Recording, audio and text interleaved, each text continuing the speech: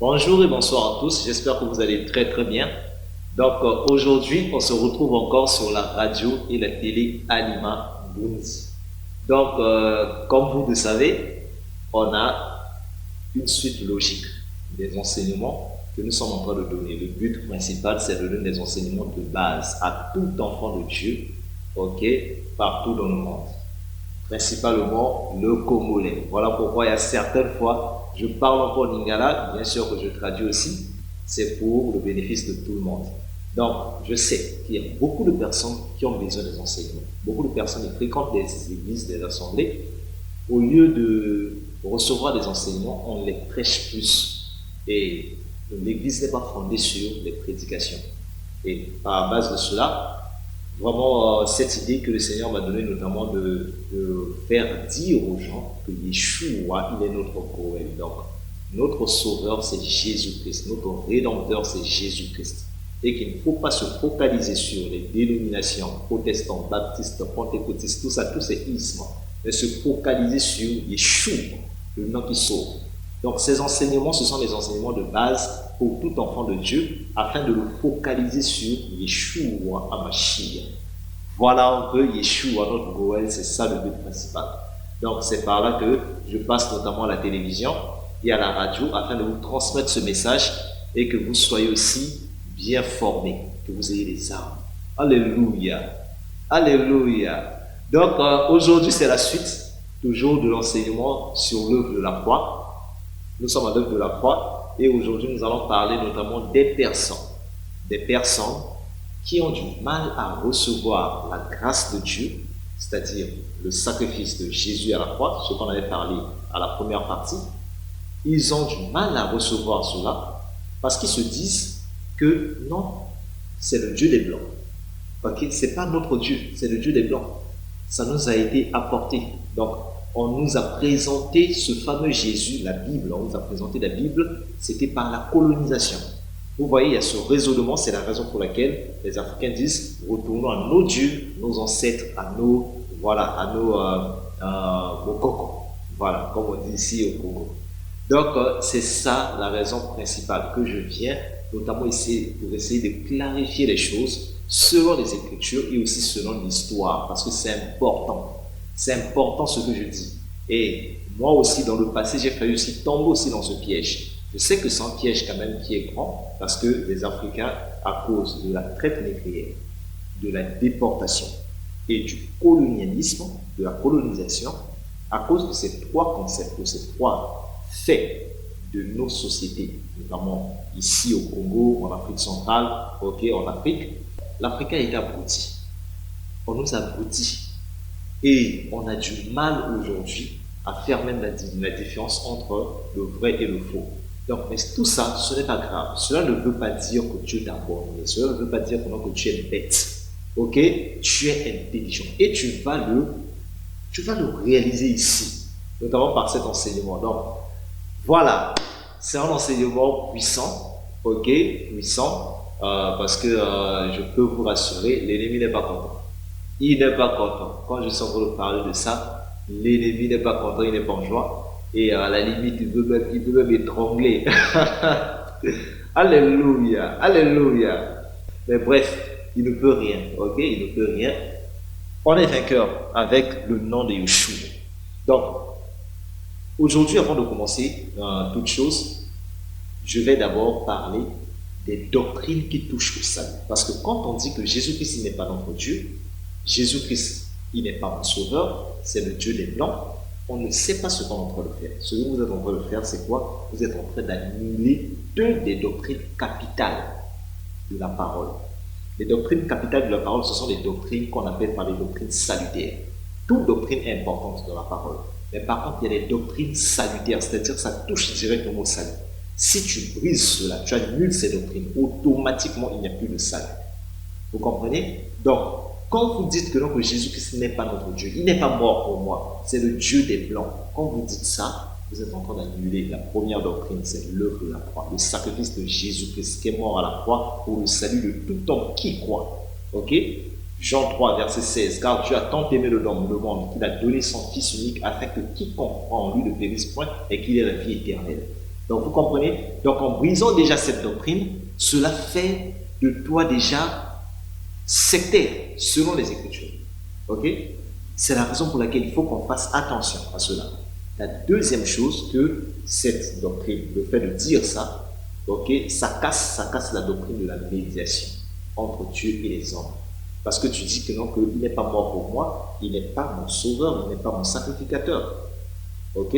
Or, en disant ça, il ne peut pas, l'œuvre de la croix ne peut pas avoir notamment de puissance, d'efficacité sur ta vie pour te sauver. Alors qu'elle est puissante, elle peut te sauver, mais c'est toi-même qui l'as rendue inefficace. C'est comme un médicament, on t'a donné par exemple un médicament, ce traitement, on prend ça matin, midi, soir. Le médicament est efficace pour te guérir. Mais par contre, toi, au lieu de prendre ça matin, midi, soir, tu le prends le matin, et voilà, tu sautes des journées, après tu prends après demain. Est-ce que réellement tu seras guéri? La maladie va finir? Non. Ok? Donc j'espère qu'on se fait comprendre. Voilà un peu ce que je tenais quand même à vous partager aujourd'hui. Je vais partager notamment ces 5 doctrines afin que tu comprennes déjà cet enseignement sur les 5 doctrines que je parle, que je vais parler tout à l'heure. Ça s'appelle l'unité de la foi. On en parle rarement dans les églises. Voilà pourquoi vous voyez tous les guerres qui se passent dans les églises. Ok, tous ces ismes, ok, les protestants, baptistes, tout ça, tous ces ismes-là, ça vient du fait que les gens ne veulent pas comprendre cette doctrine. Les 5 doctrines que je parle là, ok, ça vient de la doctrine sur l'unité de la foi. Le fait que tous les chrétiens nous sommes un. Il n'y a pas de distinction. Il n'y a pas de baptiste, pentecôtiste, tout ça. Tous ces ismes-là n'existent pas, selon Dieu. Vous comprenez? Et c'est là où, quand vous allez comprendre ces choses, tout ça, tu vas commencer à réaliser que, oh là là, mais j'étais en erreur. Alléluia, alléluia. Ok, la première doctrine qu'il ne faut jamais briser, parmi les 5 doctrines, il y a la doctrine de la résurrection de Jésus. La Bible nous dit dans 1 Corinthiens 15, le verset 14 jusqu'au verset 18, la Bible nous dit: « Et si Christ n'est pas ressuscité, notre prédication, elle est donc vaine, et votre foi aussi est vaine. » Donc si Jésus-Christ de Nazareth n'est pas mort et ressuscité d'entre les morts, ça ne sert même pas de prêcher, ça ne sert même pas de lire la Bible. Personne ne sera sauvé. Parce qu'il le dit dans le verset 18.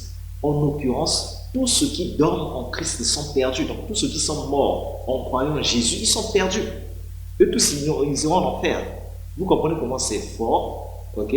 Ça, c'est notamment la première doctrine, à ne jamais casser. Tu casses ça, tu iras en enfer.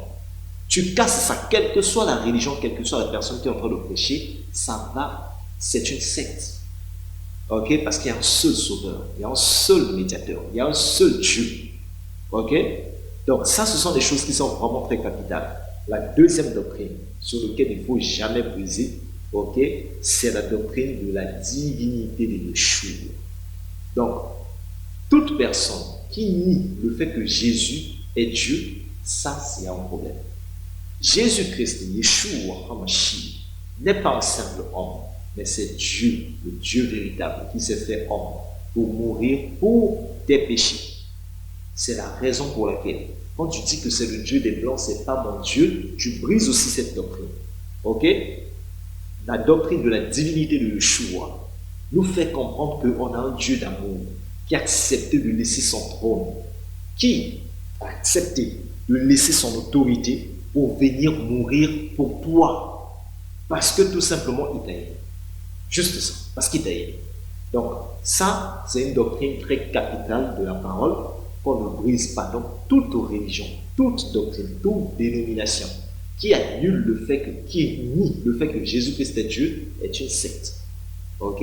Troisième doctrine à ne jamais briser, c'est la doctrine de l'œuvre de la croix. L'œuvre de la croix, parce que Jésus-Christ n'est pas mort pour une catégorie de personnes. Ok? Il n'est pas mort que pour les Juifs. Il n'est pas mort que pour notamment les Blancs. Il est mort pour tout le monde, les Africains, les Blancs, les Jaunes, tout ça. Il est mort pour l'humanité. Ok? Donc ça, c'est un truc déjà très important qu'il faut retenir. Ok? Jésus-Christ est mort il est mort à la croix. C'est pour nous tous, c'est pour l'humanité, l'espèce humaine. Et on va bien expliquer que cet aspect des races n'existe même pas dans l'humanité. On va expliquer ça aussi dans la suite. Ok? Toujours de cet enseignement qu'on va parler de comment est-ce que, voilà quoi, l'Africain a été voilà, abruti. Ok? Et aujourd'hui, tu connaîtras réellement ton identité. Quand tu vas connaître ton identité, mon frère et ma soeur, tu seras une flamme de feu. Alléluia. Alléluia. Tu connaîtras que tu n'es pas n'importe qui. Tu connaîtras que tu n'es pas n'importe qui. Donc, la quatrième doctrine, c'est la doctrine de la médiation. Donc, il n'y a pas deux médiateurs. Il y a un seul médiateur entre Dieu et les hommes. C'est Yeshua, homme.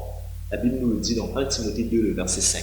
Il y a un seul Dieu et aussi un seul intermédiaire entre Dieu et les hommes. La Bible présente que c'est Jésus-Christ homme. Pourquoi? Parce qu'il s'est livré lui-même, ok, pour nos péchés. Il est mort pour nous, pour rançon. Ok? C'est à cause de cela que Jésus-Christ, il est le médiateur, le seul médiateur entre Dieu et les hommes. J'espère qu'on se fait très bien comprendre. C'est la raison pour laquelle toute église, tout pasteur, en fait toute doctrine qui te dit qu'il faut croire à notre pasteur, il faut croire au message de notre prophète pour être sauvé. Il faut notamment croire à notre église, que c'est notre église qui a le salut, pas les autres. Quand tu commences à dire ça, ok, tu brises automatiquement la médiation. Quand tu dis, il faut passer par Marie, il faut passer par les bougies, par les anges, par les ancêtres, ok, ça veut dire que tu es automatiquement dans une secte. Ok, ça ce sont des canevas par lesquels que Dieu a tracé les limites qu'il ne faut pas dépasser. Il y a encore une dernière doctrine, c'est la doctrine du jugement dernier. La doctrine principalement du retour de Jésus. Jésus revient. Que tu le veux ou pas, Jésus reviendra un jour et il jugera ce monde. Il reviendra, il y aura un jugement. Tu penses quoi? Hitler, tu as fait beaucoup de mal comme ça, tu as tué autant de personnes. Il y a des gens qui ont éventré les femmes. Tu vas aller comme ça? Ok, au ciel, c'est ça? Comme certaines doctrines qui disent que non, qu'il n'y a pas d'enfer. C'est faux. C'est faux. L'étang de feu existe. L'enfer existe. Un lieu de tourment existe. La Bible est très claire sur ça dans Acte 20. C'est très clair, notamment Apocalypse 20. C'est très clair. Et aussi dans Matthieu 25, verset 41. Ok? Donc c'est très clair. L'enfer existe. L'enfer existe, mes frères et sœurs. Donc Dieu jugera le monde. Il reviendra pour juger le monde. Et quand il reviendra pour juger le monde, mon frère, que tu le veux ou pas, même si Jésus ne revient pas aujourd'hui, un jour tu mourras. Tu mourras. Dans 5 ans, 60 ans, 70 ans, 100 ans, tu mourras. Tu mourras, tu n'es pas éternel. Et quand tu mourras, tu vas rencontrer ce Dieu. Tu vas rencontrer ce Dieu en question qui va te juger. Et c'est par là que tu sauras qu'il y a un Dieu qui existe. C'est la raison pour laquelle il faut bien faire tes choix. Alléluia. Zamba bengi bisuliro yo, boyae, poto sangana, Yeshua bengi bisuliro yo, boyae, poto sangana, batona maladi boyae, boyae, batona kinuma boyae, boyae. Samba bengi bisuliro yo, boyae, poto sanara, Yeshua bengi bisuliro yo, boyae, poto sanara. Alléluia. Yeshua nous appelle. Il t'appelle notamment, quelle que soit ta vie, quelle que soit ta conception de vie, quelle que soit ta conception que tu as de lui. Apprends aujourd'hui maintenant à renoncer à cela. Apprends à renoncer à tout ce que tu as appris, notamment sur Internet, tout ce que tu as appris du panafricanisme, ok? Et renonce à tout ce que tu as appris de négatif aujourd'hui. En effet, il faut que je sois assez clair et équilibré, ok? Qu'est-ce que je veux dire? Moi, le frère Britney Gowen, qui vous parle, je suis un panafricain. Ça peut choquer les gens. Okay? Je suis un panafricain. Qu'est-ce que ça veut dire être un panafricain? Il faut que les choses soient très claires. Okay? Pour ne pas que vous pensez que c'est comme si je suis contre le panafricanisme, je suis contre notamment le mouvement notamment d'être fier de nos cultures. Non. Moi, je suis fier de ma culture. Okay? Je suis fier de ce que je mange avec mes mains, avec mes doigts. Je suis fier de cela. Je suis fier d'avoir mes cheveux crépus. C'est ça le panafricanisme. Je suis fier de nos valeurs. Tu vois, les valeurs africaines, ici au Congo par exemple. Tu ne peux pas appeler ta grande soeur, ton grand frère par son nom. Il y a une marque de respect qu'il faut toujours respecter. Tu dois l'appeler par Yaya. Yaya Britney. Vous comprenez? Ça, ce sont des valeurs que je ne peux pas dire que c'est mauvais. Non. Il y a des bonnes valeurs. Notre coutume, il y a des bonnes choses que je ne peux pas aussi rejeter. Je ne veux pas régner ma culture, je ne veux pas régner notamment, ok, ma coutume, ce que je suis, ce qui me définit. Ok? Le concept de panafricanisme veut casser quelque chose de très important. C'est un complexe d'infériorité. Pour dire, notamment aux Africains, aux Africaines, arrêtez d'être complexés, arrêtez d'avoir notamment des idées arrêtées, de penser que le blanc est supérieur à toi. Non, il est humain comme toi. Tu as choisi de sortir dans ta famille? Non. Tu me suis sur YouTube. Donc ta famille a certainement des moyens pour te permettre de t'offrir quand même YouTube. Ok, une connexion Internet pour ce YouTube. Ce n'est pas tout le monde. Tu vois que c'est une grâce. Ok, tout le monde n'a pas reçu cette grâce. Il y a des gens qui sont enfants des pygmées. Est-ce qu'ils ont désiré, est-ce qu'ils ont voulu sortir pygmée? Non. Il est sorti comme un pygmée. Il est sorti dans un lieu où il vit dans la foi. Toi, tu vis dans des lieux climatisés, toutes ces choses en question. Tu comprends que ça, c'est la grâce. Ok? Est-ce que vous comprenez? Ça, c'est la grâce. Donc, nous tous, on n'est pas avec cette même grâce. Ok? Tout le monde n'est pas égaux. Comprenons cela. Tout le monde n'est pas égaux dans ce sens de privilège. Donc, c'est là aussi, on va aussi toucher aussi de ce côté-là, parce qu'il y a certains qui disent aussi que non, voilà, que Israël, pourquoi est-ce que nous allons croire à leur Dieu, tout ça là, c'est leur Dieu, et ils ont apporté leur Dieu. Voilà, donc, ok, je vais toucher toutes ces choses en question, et je vais te faire comprendre que tu as reçu une chose importante, intéressante, qu'il ne faut pas négliger. Et aujourd'hui, avec ce que nous allons parler aujourd'hui, ça va vraiment te libérer. Te libérer, parce que grâce à la connaissance que Jésus t'a donnée, aujourd'hui tu vas parvenir à l'écouter et tu vas comprendre beaucoup de choses qui t'étaient mal expliquées. Ok, donc le panafricanisme nous permet à revenir dans nos origines, à revenir notamment à être fiers de nos cultures. Regardez aujourd'hui nos sœurs, comment est-ce qu'aujourd'hui elles s'achètent en pagaille, notamment des faux cheveux, les cheveux des autres que tu mets sur ta tête. Oui, je ne suis pas contre une personne, si tu veux le faire, ok, si tu n'as pas de complexe d'infériorité, il n'y a pas de problème. Mais si tu le fais parce que tu as un complexe d'infériorité, là, il y a un problème. Si tu le fais parce que tu as un complexe d'infériorité, il y a un problème. On voit aujourd'hui même les hommes, les Africains, qui s'éclaircissent la peau. Qu'est-ce qui ne va pas? Qu'est-ce qui ne va pas? Vous voyez les concepts, comme j'ai dit tout à l'heure, Mondele Nzambe. Ok? Mondele Nzambe. Vous le connaissez, les Congolais, vous connaissez Mondele Nzambe, ça veut dire quoi? Ça veut dire que le blanc est Dieu. Parce qu'il crée des choses, il est dans l'innovation, dans toutes ces choses en question. Et nous, du coup, donc, tout ce qui est des blancs, on dit automatiquement que non, c'est mieux que chez nous. C'est ça, ces concepts d'infériorité que le concept de panafricanisme veut briser. Et pour ça, je suis 100% d'accord avec ça. Mais là où, par contre, je ne suis pas d'accord, là où la Bible aussi n'est pas d'accord, c'est le fait que le panafricanisme spirituel, ça veut maintenant emmener les gens à croire à une spiritualité de nos ancêtres. C'est là où vient maintenant le problème. Ok? C'est là où vient maintenant le problème. Je respecte nos ancêtres.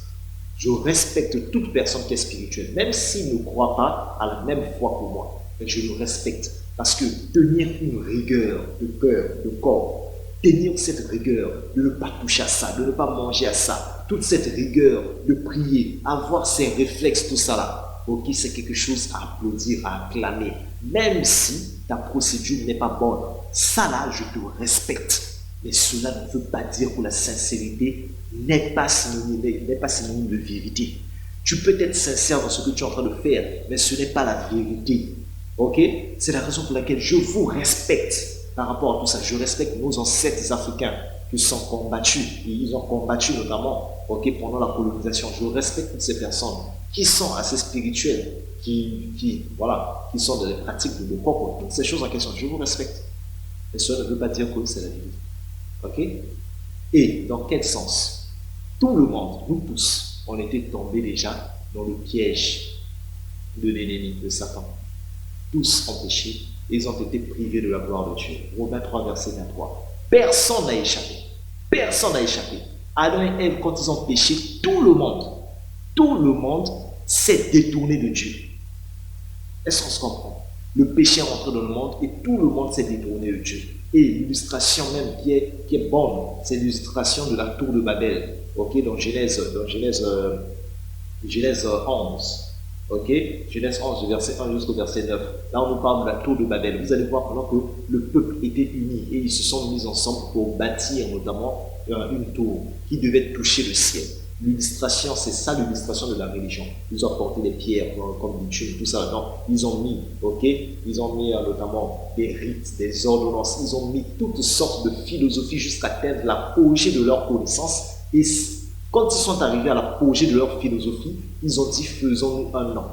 Ok? Ils sont donnés des noms catholiques, baptistes, pentecôtistes, musulmans, ok? Islam, bouddhisme, tout ça. Les ismes, c'est ça la religion. Ok?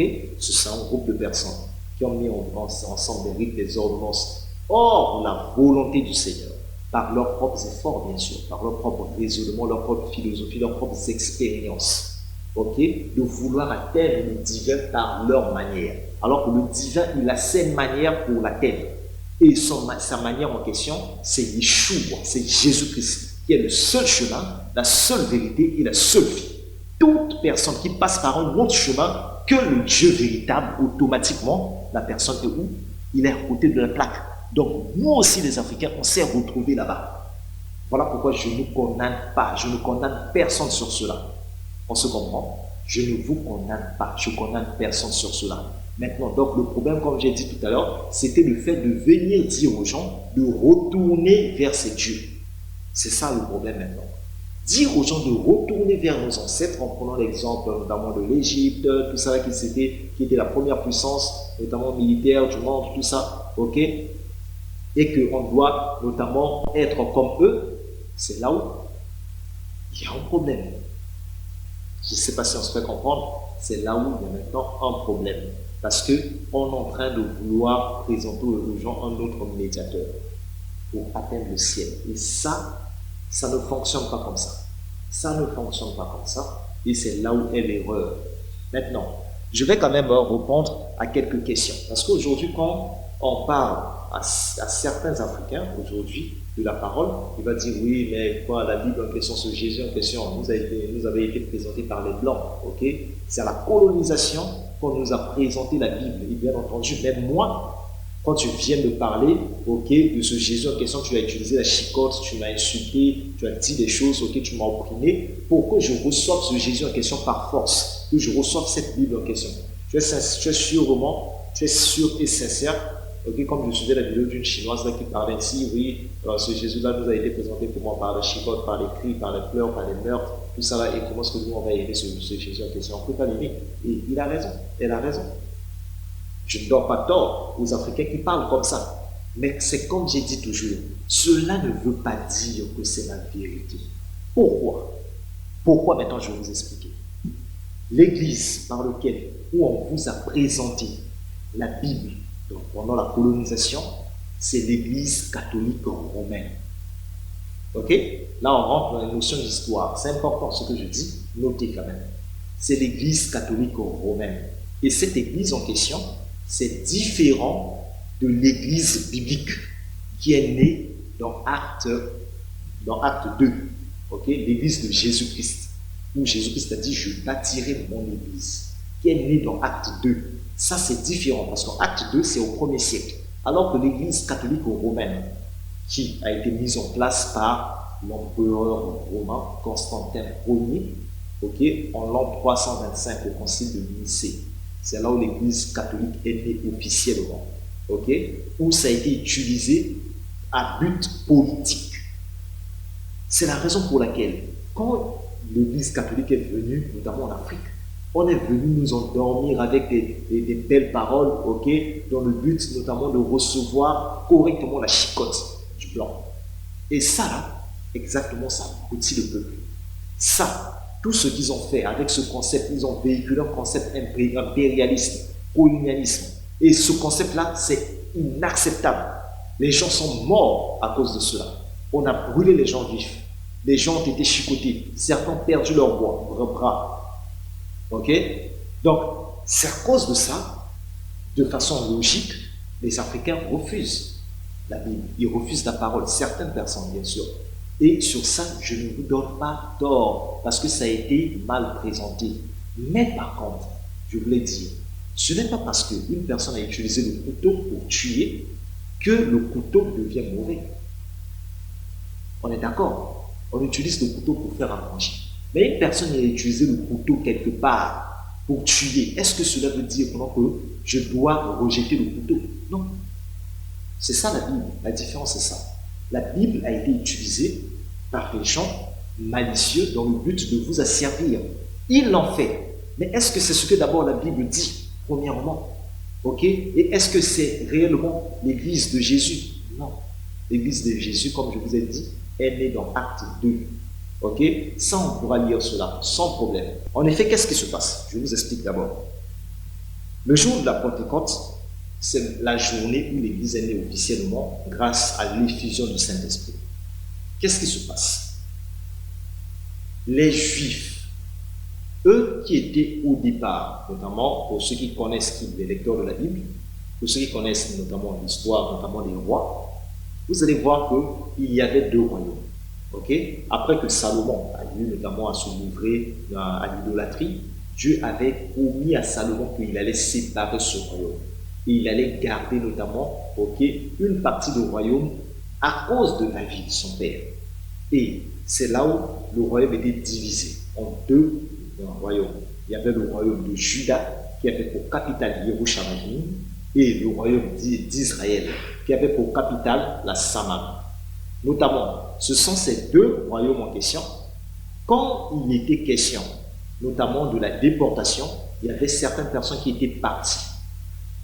Il y avait certaines personnes qui étaient parties, notamment la déportation, et ce sont ces personnes en question qui sont revenues avec les disciples, leurs disciples, à Yerushalayim. Donc, le temps est là, on s'arrête par là. La suite, on va expliquer cela à la suite afin de mieux comprendre. Donc, que le Seigneur nous bénisse. On se retrouve à la prochaine vidéo. Merci.